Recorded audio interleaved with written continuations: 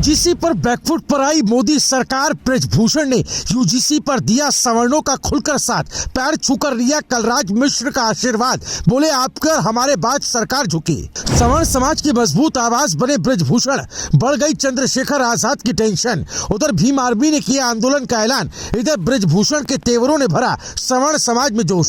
100 सुनार की तो एक लोहार की, इस बात को फिर सच कर दिखाया ब्रजभूषण शरण सिंह ने, जिनके तेवरों ने देश की सियासत को भी हिला कर रख दिया।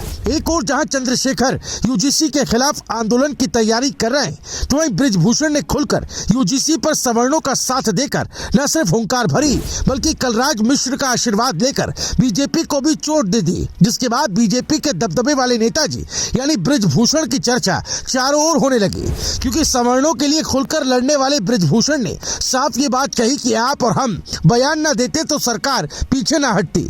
इस एक बयान ने सियासी गलियारों में हलचल पैदा कर दी, और क्या कुछ कहा चलिए सब बताते हैं। दरअसल कैसरगंज से पूर्व सांसद ब्रजभूषण शरण सिंह जब वरिष्ठ भाजपा नेता और पूर्व राज्यपाल कलराज मिश्र के आवास पहुंचे, तो सिर्फ शिष्टाचार नहीं दिखा, बल्कि एक साफ संदेश भी दे दिया। पैर छूकर आशीर्वाद दिया, अंग वस्त्र और बुके भेंट किया, और खुले मंच से कह दिया कि आपके हमारे बयान के बाद सरकार को पीछे हटना पड़ा। ये वही यूजीसी बिल है जिसने देश की राजनीति को दो हिस्सों में बांट दिया। आपको बता दें, ब्रजभूषण ने साफ कहा कि यूजीसी बिल को लेकर सरकार की तरफ से कोर्ट में मजबूती नहीं दिखाई गई। सॉलिसिटर जनरल ने विरोध नहीं किया, और यही वजह रही कि सुप्रीम कोर्ट ने नए नियमों पर रोक लगा दी। आपको बता दें, ब्रजभूषण ने इसे देश के लिए अच्छा बताया और कहा कि माहौल खराब हो रहा था।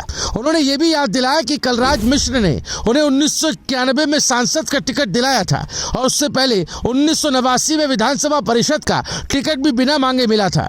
ये बातें सिर्फ यादें नहीं थी, बल्कि ये दिखाने की कोशिश थी कि सियासत में पुराने रिश्ते और भरोसा आज भी काम करते हैं।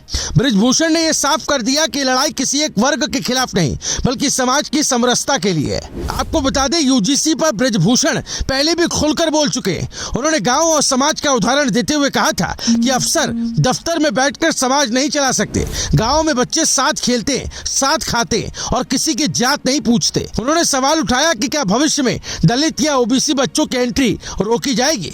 उनका कहना था कि सनातन परंपरा में भेदभाव की जगह नहीं रही है। इस दौरान पंडित दीनदयाल उपाध्याय का हवाला देकर उन्होंने कहा कि नीचे वाले को ऊपर लाना ही असली परंपरा है।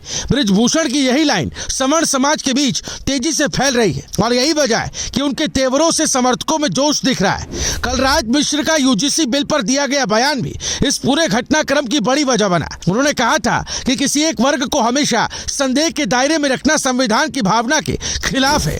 शिक्षण संस्थानों में समानता और न्याय जरूरी है, लेकिन निगरानी और अनुशासन के नाम पर डर का माहौल बनाना खतरनाक है। उन्होंने यह भी याद दिलाया कि 2012 के नियमों में शिकायत निवारण की व्यवस्था सभी के लिए बराबर थी। ब्रजभूषण ने इसी बयान के लिए कलराज मिश्र का धन्यवाद किया और कहा कि इससे सरकार को सोचने पर मजबूर होना पड़ा। यह मुलाकात इसलिए भी अहम मानी जा रही है क्योंकि इससे यह संकेत मिला कि सरकार के भीतर भी यूजीसी बिल को लेकर एक राय नहीं है।